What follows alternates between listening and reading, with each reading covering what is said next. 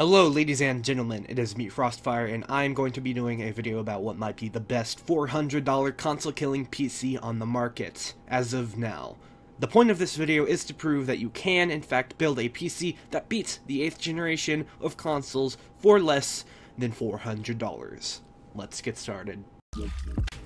For the processor, we are going to go with the Pentium G3258 because it's both unlocked and pretty freaking cheap. One might argue that the slightly more expensive Athlon X4860K bests this processor, but we are going to stick with the Pentium so we can stay under $400, and apparently there are some BIOS issues with the new Athlon X4860K.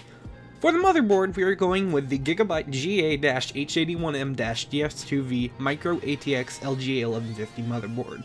I like this board because even though there is a voltage limiter in the BIOS, you can still overclock the Pentium to around 4.2 gigahertz.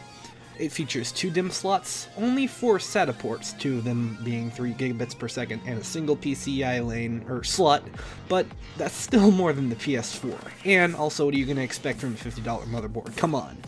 For the RAM, we are going to go with 4 gigabytes of G-Skill Ripjaws RAM, but if you're looking to build this PC yourself, I would recommend paying $20 more for 8 gigabytes of RAM.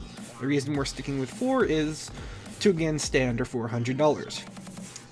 For the storage, we're going with a 1TB Western Digital Blue, and on a side note, this drive can store more than the PS4 and Xbox One combined. Cool, right? For the graphics card, we are going with a Sapphire R7 260X. We chose this one because it's already slightly better than the PS4's iGPU, and if you bump it up plus 100 MHz on MSI Afterburner, it will crush the PS4's GPU in terms of frame rate and performance in games. For the case, we're going with a FRACTAL Core 1000 because it looks sleeker and sexier than the similarly priced FBM01 by Rosewill, and it features USB 3, which is a plus. And for the power supply, we're going with a Rosewill 450 watt. We chose this one because it's better than Corsair's cheaply made CX PSUs, and it's semi-modular.